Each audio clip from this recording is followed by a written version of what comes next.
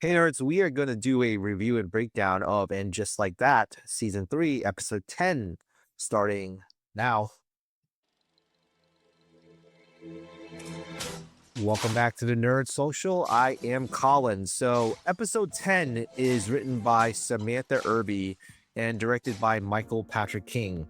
The spoiler-free logline of this episode is Carrie has a burst of creative energy. Brady drops a bombshell on Miranda and Steve. So, spoiler-free thoughts on this episode. I will definitely get to the news about the series ending in 2 weeks at the end of this breakdown. As for this episode, there were some big reviews which moved the story along with Carrie and Miranda, as mentioned in the spoiler-free log line. But unfortunately, this is at the expense of Seema and Lisa's storyline in this episode, as well as Charlotte's. I just feel that Charlotte overall has not done much this season, and this goes double for Miranda. It's a lot. They're a lot more sideline. Anthony is basically a welcome distraction for comic relief, much more so than usual. It's almost exclusively been about Carrie this whole season. I think that because of this, we get a storyline that we can get to see a mile away with Carrie and Duncan, which I'll explain.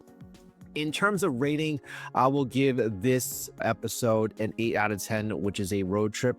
I think that this is not as good as last week, and there were definitely moments where you felt the Sex and the City magic and vibes. I actually have finished watching all 6 seasons and also the 2 movies, so I've gotten a lot more context as to how these characters come into play and why they made their decisions. So it's very interesting after seeing the whole progression of the 25 years of this franchise. It becomes more clearer to me what their intentions are and what their motivations are as well. So those are my spoiler-free thoughts. If you like what I have to say about And Just Like That Season 3 and other content we put out there, please like, share, and subscribe for more. We really appreciate your support, and we are growing very rapidly as a channel. We also have a website, thenerdsocial.org, which we provide more commentary, reviews, and also very soon some writing pieces from other contributors. So check that out. So without further ado, spoilers ahead for And Just Like That Season 3, Episode 10. So we start off with Carrie doing her monologuing. This is what I was talking about with the original Sex and the City. There's not so much monologuing even throughout these 3 seasons, and it's just so weird because it was such a staple of the original series. I don't know what type of creative decision they try to make with that, because it just doesn't hit the same way that it does with the monologuing, and also the monologuing about the other characters, which she did in the original series, but she doesn't even do it in this series, which is weird. And also the whole premise of the laptop where she's monologuing and writing at the end of her thought, she did it here indirectly. The writers and producers decided not to do this, maybe because she's not writing the column anymore, but at least one of those elements should have been continued to familiarize audiences. Yes, this show is a new chapter, but we need to have some sort of hook to the familiar. And I think that's the problem with this whole series in general, is that there's no connection whatsoever besides the 3 characters. And so that's what they really are missing in a lot of ways. And so after she was able to finish the chapter, Carrie had to hang out with Duncan. Duncan finally has expressed a lot more of his feelings toward Carrie. She senses it as well, but she held back until the end of this episode. And so Duncan here is explaining to Carrie that there's a publishing party and he would love for her to come along as well. So definitely he's trying to make those moves. And he also observed the fact that she's writing furiously because of the fact that she broke up with Aiden for the 3rd time, and hopefully the final time.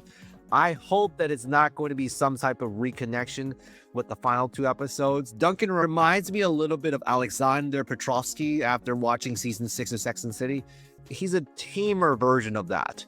I think they're just trying to recycle the plot of those old relationships and trying to find out where she might have missed an opportunity, which I find very fascinating.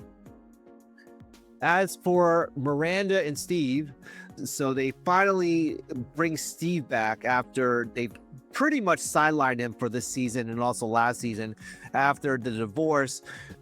They don't really have a shot of being co-parents because their son Brady is already an adult now. They're just living very separate lives. Brady was living with Steve, and then Miranda moved out because she was having her lesbian escapades at this point. So they're trying to reground Miranda and having this nice dinner where Brady prepared it. And so there's a big revelation that happens with Brady, and it also brings it back to Steve and Miranda's relationship. As for Charlotte, she is very much sidelined. I think that I've been very frustrated with this, where they don't really know what to do with her. She's had the vertigo, which was played for comic relief, and also the fact that Carrie has prostate cancer, which she's trying to overcome, but there's nothing else. There's no Lily, there's no Rock. There's a very brief scene with Rock and with one of Herbert and Lisa's sons, but that's it. They really just leaned into her being the trad wife. So Charlotte's going through this whole spiritual guidance phase because of all the traumatic events that has happened in her little world. I think that they underutilized her a lot during the season, and it just felt so weird to me because she was such a big part of the original series. As for Charlotte's friend Lisa, is definitely going through a lot of different things, and it was very uneven as to how they made her this season. We get to explore a lot about Lisa's life with her husband Herbert, and also with the kids, and also with Marion.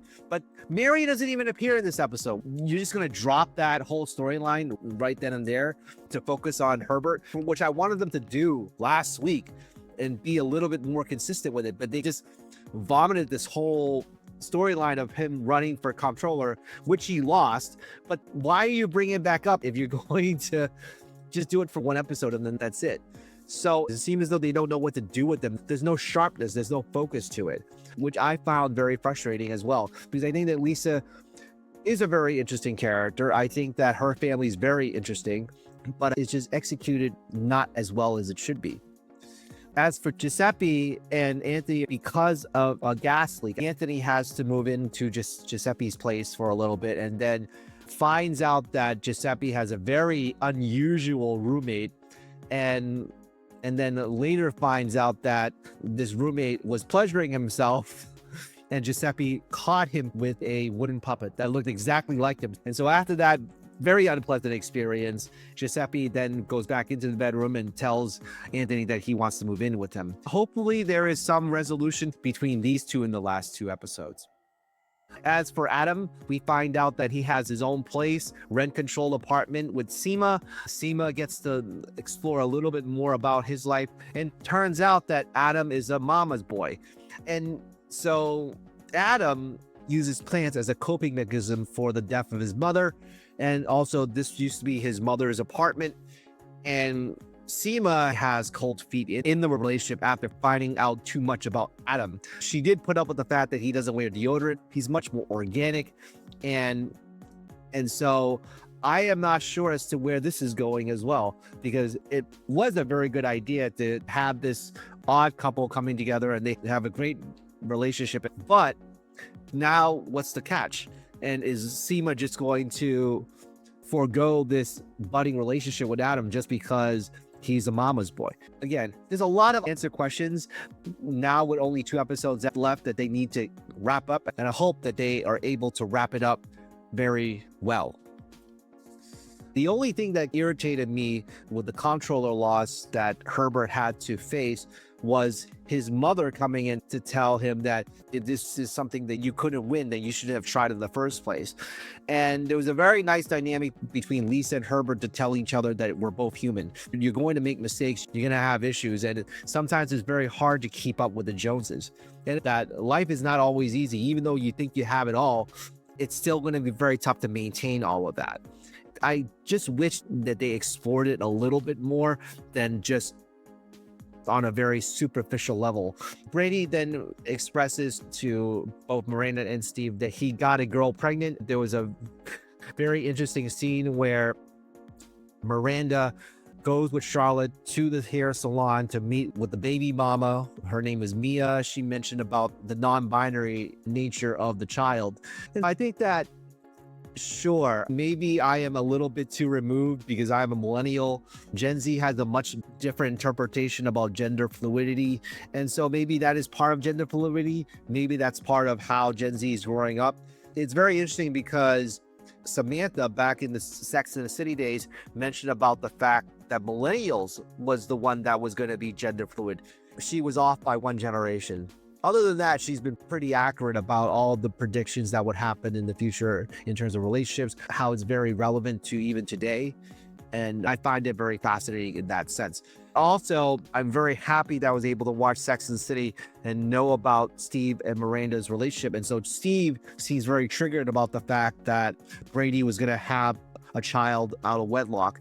And so I think it was very interesting that Miranda wasn't the one that was very angry with Brady. It was much more Steve that was very angry. And so I think it hits Steve a lot more because of the fact that it was under very similar circumstances that they had Brady. There was a lot of off again, on again during that time of Miranda's pregnancy. And also when Brady was born, they were still co-parenting before co-parenting became much more normalized in today's society. This is what I was talking about with the whole scene of Carrie coming into the publishing party. This felt like the vibe of Sex and the City. And I think that if there was more consistency to it, audiences might be much more open to this whole chapter.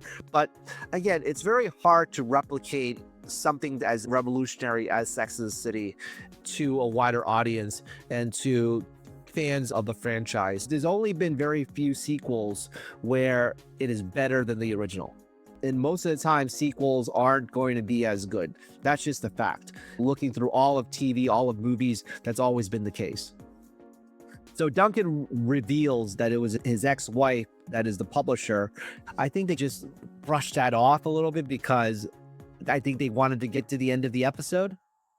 And it wasn't that big a deal, I think, to Carrie, because I think she's still shell-shocked from being with Aiden, and now she's with Duncan. She's still caught up in that professional mindset right now. She's not really open to having more personal relationships with Duncan as of this point in the episode. They ended up going home. Duncan did ask Carrie to stay with him downstairs. At first, Carrie was very hesitant, and then afterwards, she just let go and say, what the heck, let's just do it. And so they were able to spend the night together. So is this going to be just a fling, or is this going to be something long-term? Is she going to move to London, just like what she did with Alexander in Sex and the City when she moved to Paris? I'm not sure. I don't know if she wants to do that. Maybe she just wants to be single, approaching her 60s. So that leads to this final piece of news. After this episode aired, there was a big article out on Variety that said that, and just like that, is it going to end? These are going to be the final 2 episodes. I thought actually that episode 10 was going to be the last of the season, then we're going to get season 4. But it's not the case. They're going to just wrap it up with these final 2 episodes, and then that's it. So I am looking forward to what they're going to try to do. I think that the new characters, even though for me personally, I like them a lot. I like that they're trying to do some justice to try to diversify the cast. Were they 100% necessary? No. But I like the effort that they try to put to do that. But it is at the expense of some of the main characters like Miranda, Anthony, Charlotte. And so because there's only so much to go around, it's hard to just fit them in to certain storylines. And because Carrie is such an integral part of the show, I think that they just sacrifice a lot of the characters just to have Carrie have her moment. Now, the way it's trending, I think that's what's going to happen for the last 2 episodes, and they're just going to leave the other characters hanging, which I will be very upset about. But I think that it'll be a very delicate balance to try to wrap up Carrie's journey, on top of the fact that they need to wrap up the side character storyline. So that is my breakdown of And Just Like That Season 3, Episode 10. Tell us what you think about this episode by commenting down below. Like, share, and subscribe for more content like this. And we will see you next video. All right. Take care, everybody.